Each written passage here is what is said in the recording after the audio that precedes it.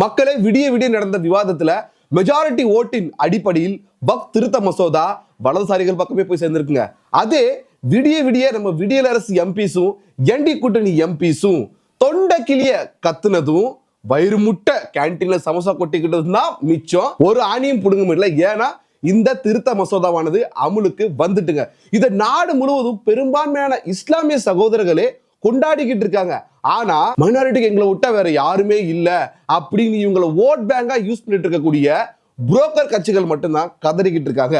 So இந்த புது வக்ஃப் amendment act என்ன சொல்ல வருது, இதுக்கான தேவை என்ன, இதைத்தான் இந்த வீடியோல நம்ம டீடைலிங்கா பார்க்க போறோம்.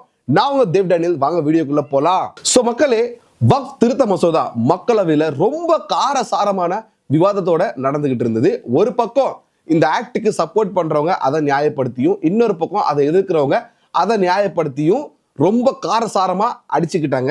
என்னதான் அவங்க மோதிக்கிட்டாலுமே கடைசியில ஓட்டின் அடிப்படையில தான் இந்த பில்லுக்கு ஒரு முடிவு வருன்றது நம்ம எல்லாருக்கும் தெரிஞ்ச விஷயம் தான்.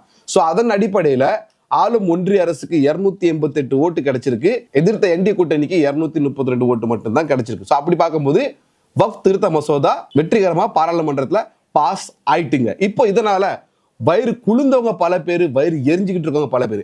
முதல்ல வக்ஃப்னா என்ன? வக்ஃப் இந்த வார்த்தைக்கு அர்த்தமே தானம் தர்மங்க. அப்போ இருந்த இஸ்லாமிய ஆட்சியாளர்கள் இல்ல வேற ஏதோ ஆட்சியாளர்கள் இஸ்லாமிய செல்வ பரம்பரையை சேர்ந்தவங்க ஒரு ப்ராப்பர்ட்டியோ இல்ல அசையும் சொத்தோ அசையா சொத்தோ மக்களுக்கு தானமா கொடுப்பாங்க. அது டைரக்டா போய் கொடுக்க முடியாதுல்ல, அதுக்குன்னு ஒரு போர்டு தான் இந்த வக்ஃப் போர்டு. இவங்க வேலை என்னன்னு பார்த்துக்கிட்டீங்கன்னா இந்த ப்ராப்பர்ட்டி, இந்த சொத்துக்களை பேணி பாதுகாத்து ஏழை எளிய இஸ்லாமிய மக்களுக்கு உதவணும், அவங்களுக்கு நலத்திட்டத்தை கொடுக்கணும். இதான் இதனுடைய நோக்கங்க.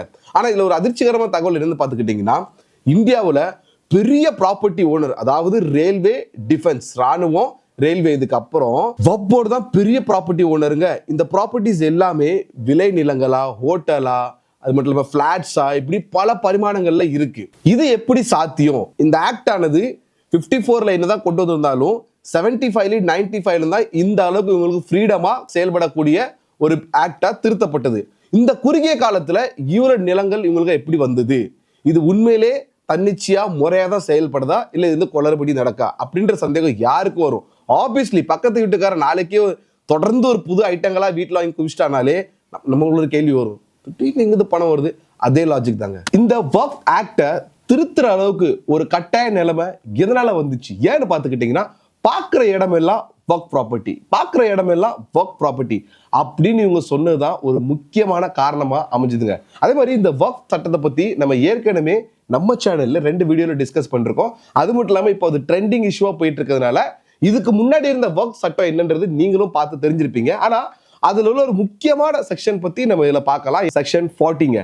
அதன் அடிப்படையில என்ன சொல்லும்னா, வக்ஃப் போர்டு ஒரு ப்ராப்பர்ட்டி இது எங்களுக்கு சொந்தம் அப்படின்னு அவங்க டிசைட் பண்ணிட்டாங்கன்னா கொஞ்சம் பேருக்கு அதை அனலைஸ் பண்ணுவாங்க. டைரக்டா அந்த ப்ராப்பர்ட்டி ஓனருக்கு அவங்க ஒரு நோட்டீஸ் கொடுத்துருவாங்க. என்னன்னா, இது எங்க ப்ராப்பர்ட்டி, சட்டு புட்டுன்னு நீ இடத்த காலி பண்ணு அப்படின்னு. இல்ல இது ஏன் இடம் அப்படின்னு அவர் நினைச்சாருன்னா அவர் என்ன பண்ணணும்னா, அவர் கோர்ட்டுக்கு போக முடியாது, மாநில அரசாங்கத்தை நாட முடியாது, மத்திய அரசாங்கத்தை நாட முடியாது. அவரு வக்ஃப் ட்ரிபியூனல் கோர்ட்ல தான் வாதாடணும். அவரு எப்படி கேஸ் போடுறது இவங்க, ஆனா அவரு நிரூபிக்கணும் இந்த இடம் அவருடைய இடம் தான் அப்படின்னு. அப்படி அதுல அவரால் ப்ரூவ் பண்ண முடியலன்னா ஃபைனல் டெசிஷன் வக்ஃப் போர்டு எடுக்கிற டெசிஷனா தான் இருக்குங்க. சோ அவங்களுக்கு கொடுக்கப்பட்ட இந்த அதிகாரத்தை வச்சு அவங்க டிமாண்ட் பண்ண இடங்கள் பல. ஆனா இப்ப நம்ம டிஸ்கஸ் பண்ண போற இந்த விஷயங்கள் எல்லாமே இந்த சட்டத்தை திருத்த அளவுக்கு கொண்டு விட்டுதுங்க. நீங்க ஃபர்ஸ்ட் பாத்துக்கிட்டீங்கன்னா, கேரளால 600 கிறிஸ்துவ குடும்பங்கள் அவங்களுக்கு பூர்வீகமா கிடைச்ச இடத்துல நிம்மதியா வாழ்ந்துகிட்டு இருக்காங்க. அந்த இடம் வக்ஃப் போர்டுக்கு சொந்தம் அப்படின்னு இவங்க கிளைம் பண்ணிருக்காங்க. இதுக்கு முக்கிய காரணம் இவங்களுக்கு கொடுக்கப்பட்ட அந்த அதீத அதிகாரம் தாங்க. அடுத்ததா கர்நாடகால இவங்களுக்குள்ளே இந்த வக்ஃப் மெம்பர்ஷிப்குள்ளே நடந்த ஒரு மீட்டிங்ல ஒரு பெரிய சண்டை நடந்திருக்கு. என்னன்னா, இந்த சொத்துக்களை நீ இவ்வளவு ஆட்டையை போட்டிருக்க, நீ இவ்வளவு ஆட்டையை போட்டிருக்க, இது ஏழை இஸ்லாமியர்கள் சேவைக்கு போகவே இல்லை அப்படின்றது அப்பட்டமா ஆல்மோஸ்ட் அங்கே வெளிச்சத்துக்கு வந்துட்டு. அடுத்ததா யூபியில கும்பமேளா நடந்துச்சுங்க இல்லையா, அதுல ஒரு பகுதி இடம் கூட வக்ஃப் வாரியத்துக்கு சொந்தம் அப்படின்னு கிளைம் பண்ணிருக்காங்க. இத சட்டசபையில அந்த மாநில முதலமைச்சர் யோகி ஆதித்யநாத்தே ரொம்ப உருக்கமா சொல்றாரு. அடுத்ததா தமிழ்நாட்டை பொறுத்த வரைக்கும் ரஹ்மான் கான் அப்படின்ற ஒரு அமைச்சர் டிஎம்கே ஆட்சி சமயத்துல ஒரு கூட்டத்தை நடத்திருக்காரு மதுரையில. அது என்ன கூட்டம்னா, இந்த வக்ஃப் மெம்பர்ஷிப் கூட்டம் தான். அதுலயும் சேம் கர்நாடகால நடந்த மாதிரி பெரிய சண்டை. சொத்தை நீ இவ்வளவு ஆட்டையை போட்டிருக்க, நீ இவ்வளவு ஆட்டையை போட்டிருக்க, எனக்கு இவ்வளவு கொடுக்கல. இது எல்லாருக்கும் ஊரறிஞ்ச விஷயம் தான். இதை விடுங்க, மாஸ்டர் ஸ்ட்ரோக்கே என்ன தெரியுமா, மும்பைல அம்பானி வீடு இருக்கு இல்லையா, லக்ஸரி வீடு, அது வக்ஃப் போர்டுக்கு சொந்தம் அப்படின்னு ஜாக்கிர் நாயக்னு ஒரு இஸ்லாமிய பிரீச் அவரு சொல்லிருக்காருங்க. இப்போ நம்ம புது நாடாளுமன்ற கட்டிடம் இருக்குல்ல, அதுவும் அவங்களுக்கு சொந்தம் அப்படின்னு அத அந்த டிஸ்கஷன்ல சிறுபான்மை அமைச்சரே ஓப்பனா சொல்லிருக்காருங்க. இதுவாவது பொது சொத்துக்கள்ல இவங்க வச்ச கிளைம்ஸ் தான். இவங்க அரசாங்கத்தையே அஞ்ச வச்சுட்டாங்க. அரசாங்க ப்ராப்பர்ட்டி மேலே இவங்க கேஸ் போட்டிருக்காங்க. அப்படி இவங்க போட்ட கேஸ் எவ்வளவு தெரியுமா, மொத்த ப்ராப்பர்ட்டி கேஸ் மட்டும் 5973 கேஸ் போட்டிருக்காங்க.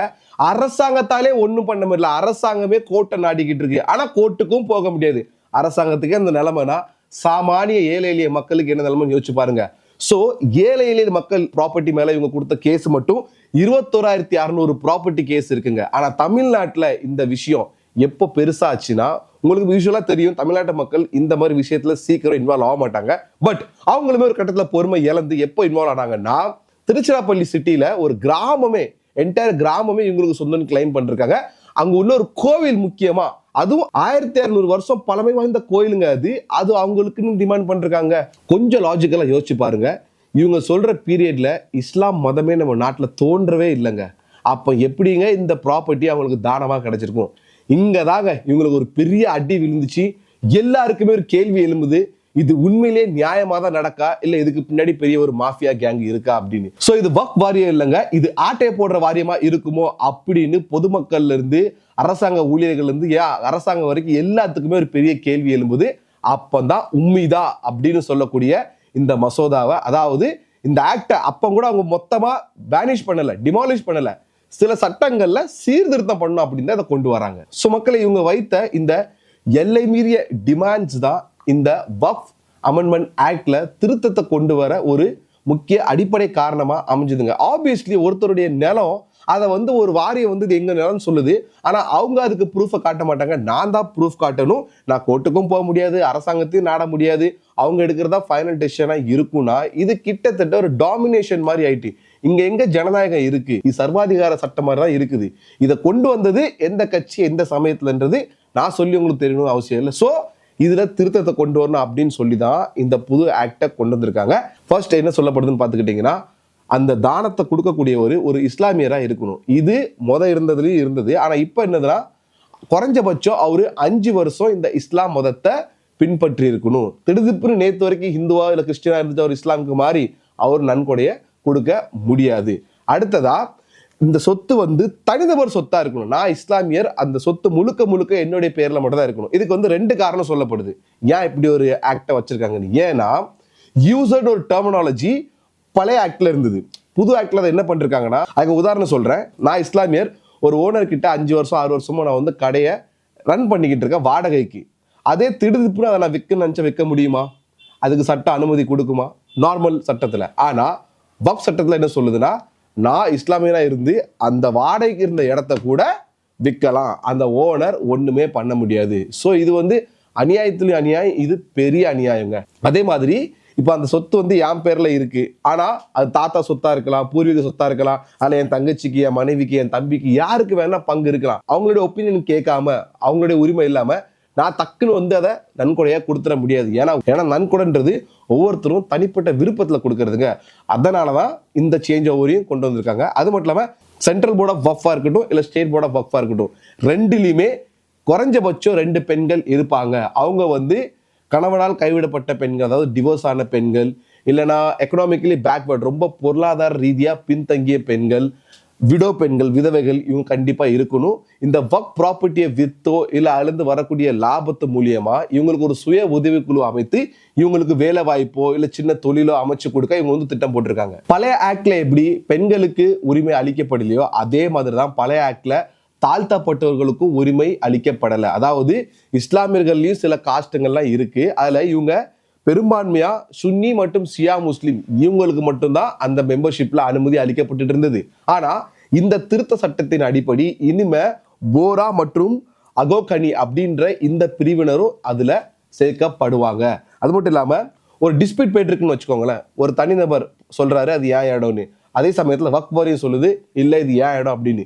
இதை ஃபைனலா நிர்ணயிக்கக்கூடிய அதிகாரம் யார்கிட்ட இருந்ததுன்னா சர்வே ஆபீசர், ஜட்ஜ், இவங்க 2 பேருமே வக்ஃப் வாரியத்தை சேர்ந்தவங்க தான் இருப்பாங்க, முஸ்லிமா தான் இருப்பாங்க. ஆனா இனிமே அந்த இடத்துக்கு 2 அரசாங்க அதிகாரிகள் வருவாங்க. அவங்க சர்வே ஆபீசராகவும் இருப்பாங்க, ஒரு டிஸ்ட்ரிக்ட் கலெக்டர் இருப்பாங்க, அவரு இல்லைன்னா சப் கலெக்டர் இருப்பாரு, இல்லைன்னா வக்கீல் இருப்பாங்க. அது மட்டும் இல்லாம தீர விசாரிக்கப்பட்டு யாரு பக்கம் நியாயம் இருக்கோ அவங்களுக்கு, அது வக்ஃப் வாரியமா இருந்தாலும் சரி, தனிநபர் ப்ராப்பர்ட்டியா இருந்தாலும் சரி, லீகல் நோட்டீஸ் அளிக்கப்படும். இது டிஜிட்டல் மயமா ஆக்கப்படும். ஒரு கவர்மெண்ட் போர்ட்டல் உருவாக்கப்படும். அதுல இந்த ப்ராப்பர்ட்டி என்னென்ன விதத்துல டைமென்ஷன்ல எங்கெங்க இருக்கு, அது ஹோட்டலா எத்தனை இடத்துல இருக்கு, பிளாட்ஸா எத்தனை இடத்துல இருக்கு, பள்ளியா எத்தனை இடத்துல இருக்கு, விளைநிலங்களா எத்தனை இடத்துல இருக்கு, வரவு செலவு கணக்கு என்ன, எப்படி விற்கப்படுது, யாருக்கு என்னென்ன மேம்பாட்டு உதவிக்கு செயல்பட்டு இருக்கு, எல்லாத்துடைய டீட்டெயிலும் சாமானிய இஸ்லாமியர் கூட அந்த போர்ட்டல்ல போய் தெரிஞ்சுக்கலாம். ஃபைனல் டெசிஷன் யார் கையில இருந்துச்சுன்னா, பழைய ஆக்ட்ல இந்த ட்ரிபியூனல் நடந்துகிட்டு இருக்கும் போது அந்த ட்ரிபியூனல் அபிஷியல் கையில மட்டும்தான் இருந்தது.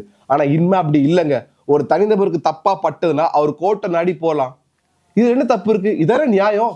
நம்ம இந்திய அடிப்படை அரசியல் சட்டமே அதான சொல்லுது. அதுக்கு தானே நம்ம ஜுடிஷியரி சட்டம் இதெல்லாம் வச்சிருக்கோம். இந்த மொத்த ஆக்டும், இந்த சேஞ்ச் ஓவர் எல்லாமே இன்னைக்கு நேத்து எடுத்தோம் கவுத்தோன்னு கொண்டு வரப்பட்டது கிடையாதுங்க. ஜேபிசி அப்படின்ற ஜாயிண்ட் பார்லிமெண்டரி கமிட்டி 27 மாநிலங்கள்ல பல வக்ஃப் வாரிய மெம்பர்கள்ட்டையும், சாமானிய இஸ்லாமியர்கள்ட்டையும், பெண்கள்ட்டையும் எல்லார்ட்டையும் கலந்துரையாடி இதுல என்ன அடிப்படை பிரச்சனை இருக்கு, இதுல எப்படி மாற்றத்தை கொண்டு வரலாம், எல்லாம் சிந்திச்சு செயல்பட்டு அலசி ஆராய்ச்சி தான் இந்த சேஞ்ச் ஓவர் கொண்டு வரப்பட்டிருக்குங்க. மக்களே, இது வரைக்கும் நீங்க பார்த்த இந்த வக்ஃப் திருத்த மசோதால ஏதேனும் ஒரு இடத்துல இஸ்லாமியர்களுடைய உரிமையை பறிக்கிற மாதிரியோ இல்ல அவங்களுக்கு அழுத்தத்தை கொடுக்கிற மாதிரியோ ஏதாவது ஒரு சட்டம் இருக்கா? கண்டிப்பா இருக்காது. ஆனா இந்த அடிப்படை அறிவு கொஞ்சம் கூட இல்லாம சில அறிவாலயம் அடிமைகள், கோபாலபுர கொத்தடிமைகள், என்டிஏ கூட்டணி அடிமைகள் என்ன பண்ணிட்டு இருக்காங்கன்னா, பாராளுமன்றத்துல போய் சும்மா கூவிட்டு இருக்காங்க. எதுக்கு எதிர்க்காங்கன்னு கேட்டா அதுவும் அவங்களுக்கு சொல்ல தெரியாது. ஏன்னா அவங்க வாங்கின 200 ரூபாய்க்கு அவங்களுக்கு சொல்லித்தரப்பட்டது ஒரே ஒரு விஷயம் தான், ஏன் இது இஸ்லாமியர்களுக்கு எதிரான சட்டம் அப்படின்னு அதை மட்டும் தான் கூவிட்டு இருக்காங்க. சரி விடுங்க, அவங்களாவது ஓரளவு அரசியல்ல பலந்துன்னு கொட்ட போட்டவங்க ஒன்னு நேத்து அரசியல் அடி எடுத்து வச்சுக்கிட்டு இன்னும் விதையே போடல, அதுக்குள்ள நான் தான் ஆலமரம் ரேஞ்சுக்கு ஆடிக்கிட்டு இருக்கு. வேற யாரு? நம்ம டிவிகே கட்சி தலைவர் முகமது விஜய் அவர்கள் தான் போராட்டம் பண்ணணும் முடிவு பண்ணி தொலைச்சிட்டாங்க. போலீஸ் அடிச்சா என்ன பண்றாங்க? ஏத்து நிக்கணுமா இல்லையா? கேட்டா இளைஞர் படைன்றாங்க. புறமுதுகு காட்டு ஓடிக்கிட்டு இருக்காங்க. கேட்டா இவங்க தான் நாளைக்கு தமிழகத்தோடைய வரலாற்றை மாத்தி எழுத போறாங்கலாம். என்ன கொடுமை சரவணன் இது. இதுல இன்னொரு ஹைலைட் என்னன்னா, நீங்க இந்த கைப்புள்ள காமெடி பார்த்திருப்பீங்க. ஏய் கட்டதொர தைரியம் தான் ஆளை அடிச்சுப்பாரு அப்படின்ற மாதிரிதான் ஒரு பக்கம் தொண்டர்கள் இறங்கி போராட்ட பேரணி நடத்திக்கிட்டு இருக்காங்க, இன்னொரு பக்கம் புஷி ஆனந்த் அது ஒரு காமெடி பீஸுங்க. எதுக்காக இந்த சட்டத்தை நீங்க எதிர்க்கீங்க அப்படின்னு கேட்ட கேள்விய அப்படியே பத்திரிகை கண்டு திருப்பி விடுறாங்க. கீழே வீடியோ ஓடும் பாருங்க. இப்படி தொண்டர்களை அனுப்பிச்சு வச்சுக்கிட்டு அண்ணன் என்ன பண்ணிட்டு இருக்காரு? என்ன பண்ணுவாரு? ஜனநாயக படத்துல எந்த ஹீரோயின் கூட எந்த ஷூட்டிங் ஸ்பாட்ல ஷூட் பண்ணிக்கிட்டு இருக்காரோ போராடுவாரு. அவர் கண்டிப்பா ஏத்து போராடுவார். ஏன் போராட மாட்டாரு? அதே வக்ஃப் வாரியம் அண்ணனுடைய பனையூர் ஆபீஸ் எங்க சொத்துன்னு சொல்லி இருந்தா அண்ணன் ஆளுக்கு போராடி இருப்பாரு. அவங்க எடுத்தது எல்லாமே பொதுமக்கள் சொத்து. அது மட்டும் இல்லாம திருச்சிராப்பள்ளியில அது இந்து கோயில் தானே, அண்ணையா வர போறாரு. படிக்காம கூட அரசியலுக்கு வந்துடலாம், இல்ல நடிச்சு முடிச்சுட்டு அரசியலுக்கு வரலாம், இல்ல அரசியலுக்கு வந்து கூட அரசியலை படிச்சுக்கலாம். ஆனா நீங்க நடிச்சுக்கிட்டே அரசியல்லையும் நல்லா நடிக்கிறீங்கன்னா பார்த்து அரசியல்வாதி ஆனதுக்கு அப்புறம் மக்கள்கிட்ட நடிச்சிடாதீங்க.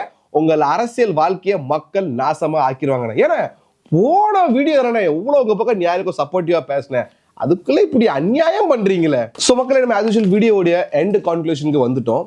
இது வரைக்கும் இந்த வீடியோல நாங்க என்ன சொல்லியிருக்கோம்னா, இந்த சட்டம் முதல்ல எப்படி இருந்தது, இது எப்படி சீர்திருத்தப்பட்டிருக்கு. ஸோ இதை பார்த்ததுக்கு அப்புறம் இந்த முறை நாங்க எங்க கருத்தை சொல்ல போறது கிடையாது. வீடியோவை பாருங்க.